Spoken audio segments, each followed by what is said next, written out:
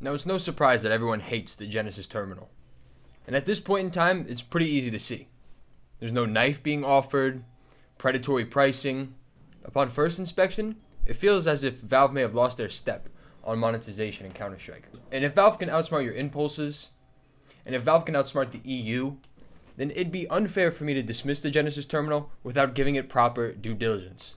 And upon further inspection, they proved themselves brilliant once again, because hidden in this weird little laptop is one of the most refined and elegant gambling systems ever to be put into a game. Now, whether that's a good thing is up to you. However, allow me to show you how it works and how it will evolve until eventually becoming a mainstay of the game. So if you're not familiar or you just immediately dismissed it upon its arrival into Counter-Strike, allow me to explain briefly what the Genesis terminal is.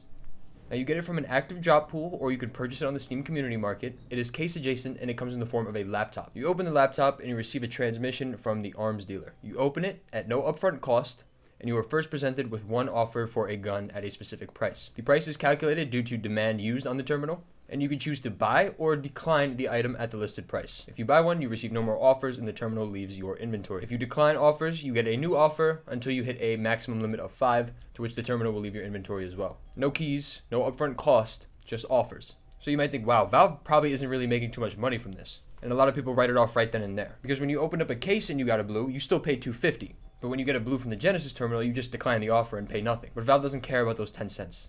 You have to think about it completely differently.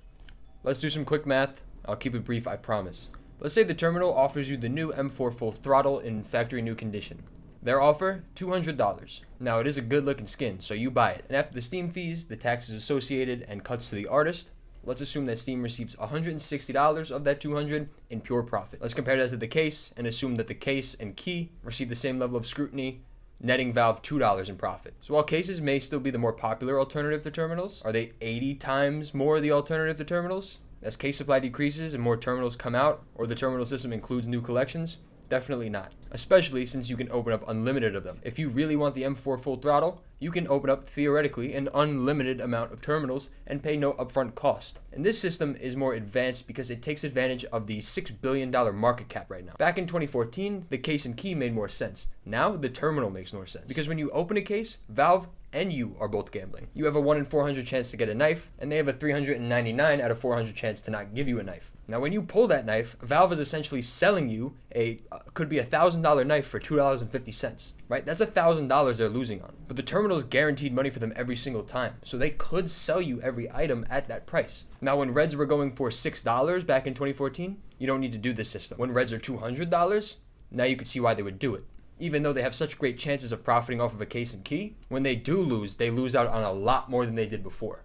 Do you like free stuff? Well, if you do, the wonderful ladies and gentlemen over at SkinsMonkey.com, today's sponsor, have put together such a beautiful Christmas event. From now until January 11th, simply log on the website and look at that top banner. It'll say claim free gift. Now, the gift can either be a new skin, it could be on-site balance, or it could be an increased deposit bonus. And if you're a smart investor, you'll use code Mike, which will give you an extra 5% bonus. It can bring you all the way up to 50%. And the more trades you make on the website, the more gifts SkinsMonkey will send to you. I got an M4A4 Evil Daimyo, so it's not like they're giving you Safari meshes either. These are real nice skins. In addition to that, they've also prepared an advent calendar. Simply go on the website every day and claim an entry into a huge pool of giveaways. And again, these are nice skins. This Ruby knife is the top prize right now. So thank you to SkinsMonkey for sponsoring, and thank you also for putting together such a nice and wonderful event for the community. Now you're thinking, okay, well, there's no knives in the Genesis terminal, so why would I even open this thing? We got two pretty good decent Reds in this collection, but what if it's like a P90? Who's gonna buy that? It's gonna suffer the same fate as Case Reds did, where they go down to $3.50, and Valve's whole plan of selling Reds to people at a high premium goes out of the window. And you're right, but for now. But why then does the terminal offer you different prices for different float values? Valve was never privy to float value. For a long time, they weren't even in the game. You had to go through the files of the game to check out your float value for a long time.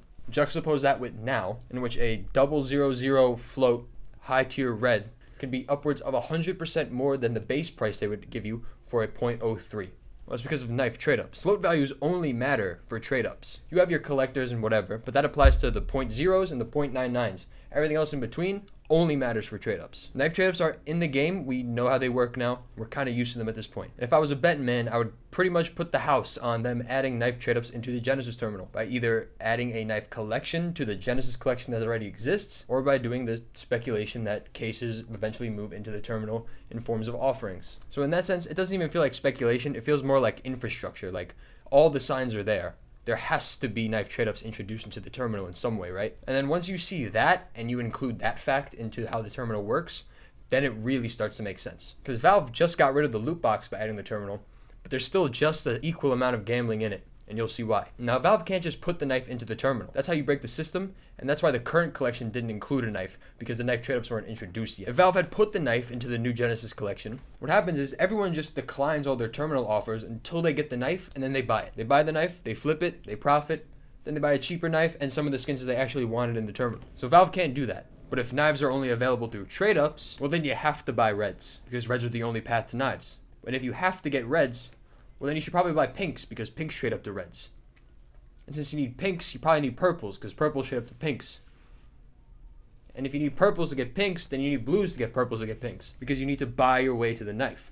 On top of this, a knife trade-up requires 5 reds. So why would they sell you 1 knife in the terminal when they could sell you 5 reds? Assuming $150 per each red for Valve, that's $750 coming to them just for the reds, and you haven't even gotten the knife yet. Excluding probability, getting 5 reds from a case gives Valve $12.50 in keys. And now is where the gambling comes in. The knife trade-up is still gambling. It's now just disconnected from the terminal, which excludes it from being counted as a loot box. Because the gambling is all in the trade-up now. You pay $750 for 5 reds, but when you put them in a trade-up contract, you're still gambling on the knife you're getting. You're still gambling on the finish you get for that knife. And if you aren't careful with your float values and make sure you pay a little bit extra for those extra floats, it's going to come out looking real shitty and way less than $750. Because the entry to gamble now is not $2.50. It's $750. And on top of that, opening up a knife just adds 1 knife to the supply. Trading up to a knife adds 1 knife to the supply and takes away 5 reds, which means that the demand for reds always stays high. And thus so does the pinks, purples, and blues, which means you always have to go back to the terminal to get a new knife.